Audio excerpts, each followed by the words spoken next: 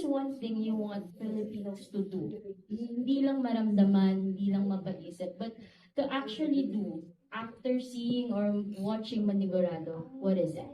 Ask me or We can start with it. directly? After watching that, I hope mag-isip. Hindi ba mag-isip and, itigil na yung dadaanin ko na lang sa dasal. Di ba? Bahala na means bathala na. Okay? It's not gonna work. Okay? We should stop this whole romantic agony that suffering and poverty brings us closer to heaven. Okay? Because it does not. Okay? There is nothing wrong with putting action over and above everything else because prayer can only work with action.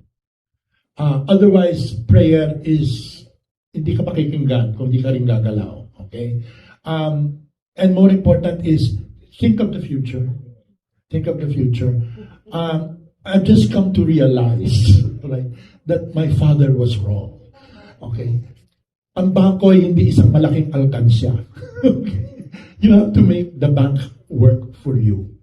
And all the hard work that you have done and all the earnings that you have put aside, it must work for you. Better yet, it must serve the future.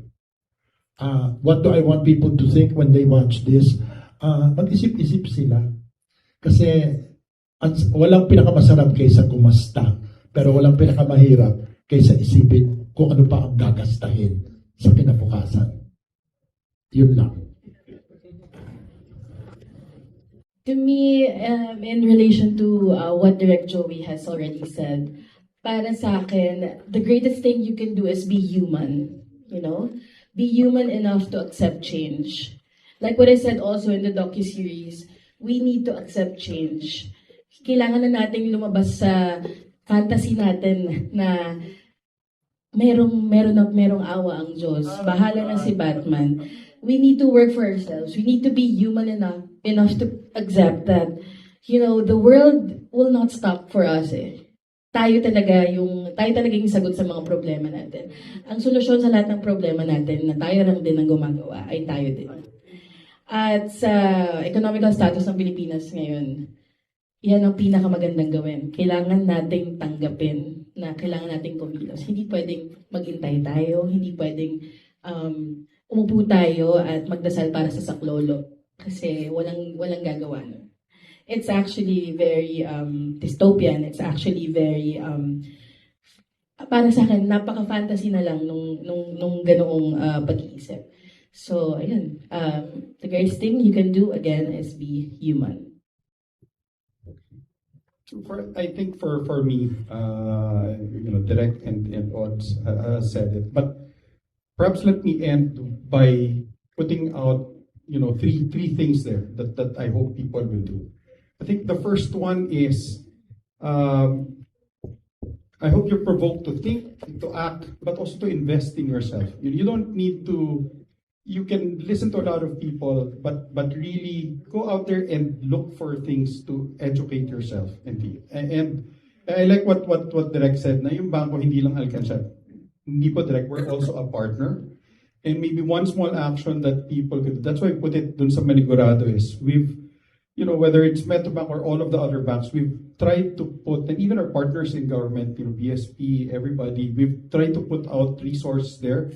I think for Metrobank, if I can say, you want to take a look, it's metrobank.com.ph. Just go to our website. There's so much resources there. Earnest by Metrobank, we have an ebook, Hands, which I presented earlier. You can look at it, and it's there. I think the second thing that I would say is don't keep it to yourself. The first point I said is you start to think. The second one is don't keep it to yourself. Mahirap pag pinasan mo mag-isa, di ba? You start to have that, as I said kanina pa, conversations, but also there are partners, there are people, there are organizations that are there to help you. In fact, for us, every Metro banker here, we have thousands there. If you want to have a conversation, we're not going to sell it to you. We're not going to sell it to you. We just want to talk to you, and you can have that conversation with them. I think last, Lee, is that when times are tough, I think, as I said earlier, resilience is not just about surviving. True resilience is about surviving first, then thriving, and then after thriving, it's really having that community. I think that's what we need to have as a nation. And so the last thing is really, okay, you look at yourself, you act, you talk to other people, but let's not forget to be kind. In the bank, we always say our promise is you're in good hands. I hope we can be kind also to other people who are also trying to get things done, and we can be the good hands of each other in that whole journey that we all want to take, and step forward. So those are the things that I hope people can be provoked, after doing this, and really take action, be good hands, be kind. Yeah, thank you so much. So, mag-isip, be human enough to acknowledge your situation, be human enough to ask for help, and to really plan long-term, no, for your financial, in order to achieve financial resilience. So, what I can keep coming back to from this conversation is really how much of it lives in the space that we don't usually talk about, no?